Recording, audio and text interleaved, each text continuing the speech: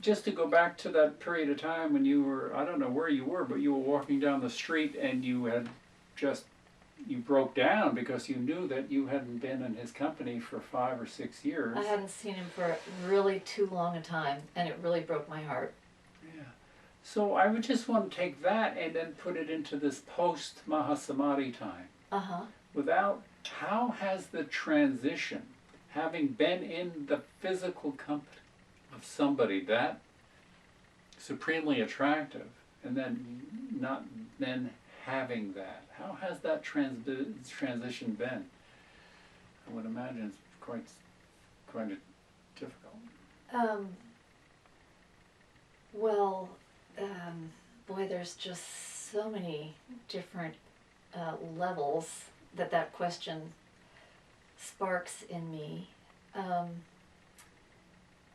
When he first, after his passing, initially, of course, there was tremendous grief for all of us, I think. It's pretty safe to say. And there is some part of me that honors and respects that was an irreplaceably special opportunity to be in his company that way. And so, but a friend of mine said something that has really stuck with me in the midst of our initial grieving process. She said she got a letter from a Tibetan monk who reminded her, he said, no one ever talks about the late Jesus or the late Buddha, because the understanding is that who Jesus is, who Buddha is, can't die, doesn't leave, is eternally present. And so in the years since his passing, there's been a deepening discovery of how true that is. And it's another kind of gratitude. So it's, not to negate how special it was that he was here humanly, and that some of us got to actually witness his revelation during that time. But it's part of the reason why I wanted to write the book, because at a certain point it became very clear to me that not one single moment that I spent in his company was given just for me. It was always about his work with everyone. Which brings up a topic that I'd like to talk about, a photographic session. Now, you don't have to get into the whole detail of it, but he called you in because you had an American look. Yeah. This is just one story of how Adida worked on not just one level. Yeah. If I'm not mistaken, as I understand it, maybe you can clarify it. I'm sure you will. And then he picked another woman who had an Eastern look or an Oriental look. Maybe you could share a little bit of that and just how the profundity. Well, it's really sweet that you bring this particular story, which is in the book, up today, Ed, because today is the anniversary of that photo shoot. This very day. So before I got in the car to drive down the hill to come and talk to you, I emailed my Metrics partner and said, hey, it's our anniversary, Metrics sister. This is, sending love from the west to the east. And we'll, every year we always make a point to connect and celebrate the anniversary of that photo shoot. So that's today. Wow.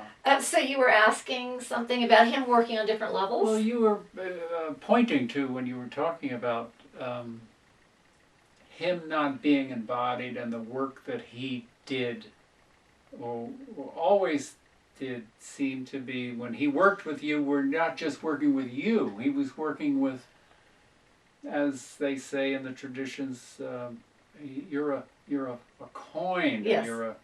You're an instrument. Yeah. That he works, or these. Sometimes I felt like a piece of kindling that was getting thrown on his fire.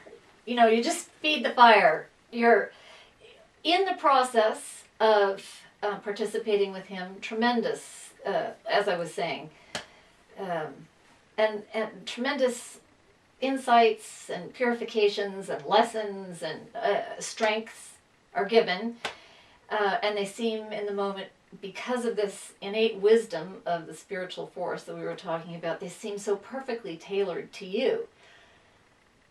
But then, you know, after a certain number of years of receiving all these treasures, I began to realize, well, no, this couldn't possibly be just about me. It's not Right. given just for me. It's Right. given for everyone. He's here for everyone.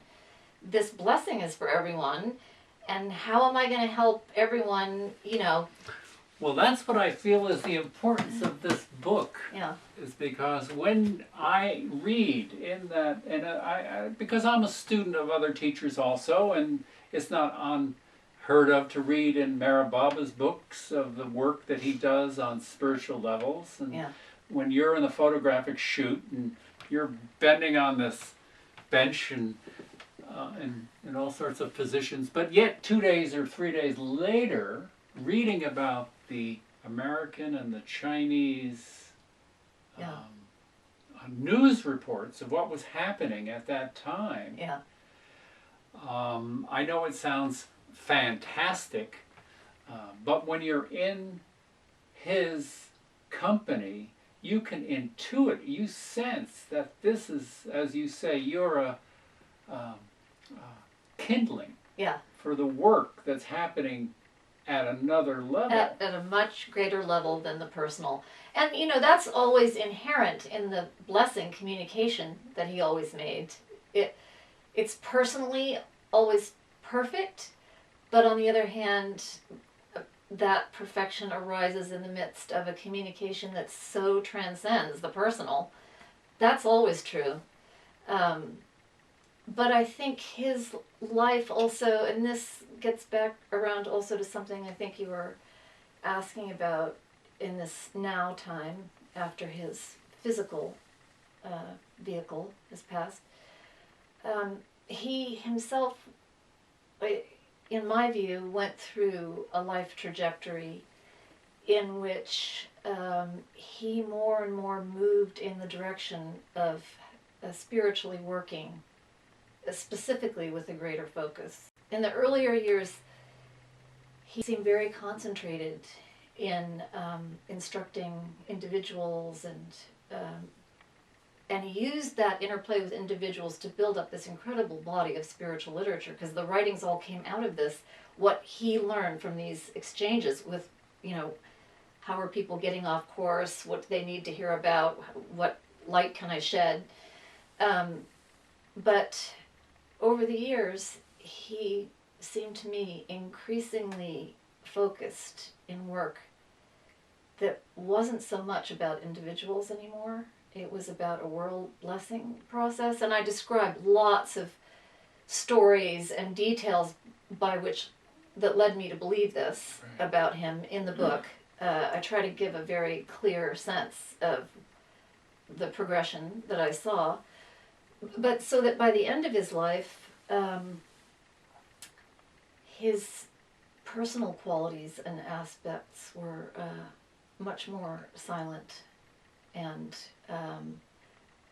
not as full in the same way as in the early years of human interchange, but much more intent on the bigger picture. And again, I try to describe that with some vivid detail in the book. You do very well. But I think in going through that life trajectory himself and becoming more and more focused on world blessing and universal blessing, it's paradoxical to say this, because it's not that he was ever not doing that. Exactly. But it just became more and more of a focus, and more of his personal aspect seemed consumed by that, and so that when his physical passing took place, we'd already had to go through a purification and a letting go of a lot of dependence on human interchange with him. So I think in some ways he prepared us as best he could for that. Well, I think, I don't know, as early as '88, if I'm not mistaken, and many of the stories in there, he was always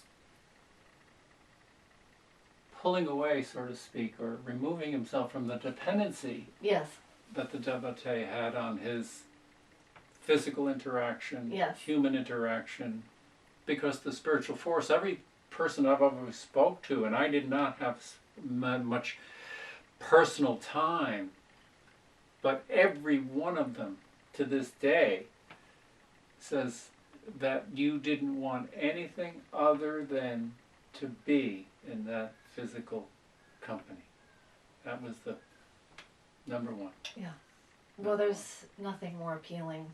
Right. Nothing more powerful. Right. Nothing fear, nothing happier, nothing more intelligent, nothing more interesting.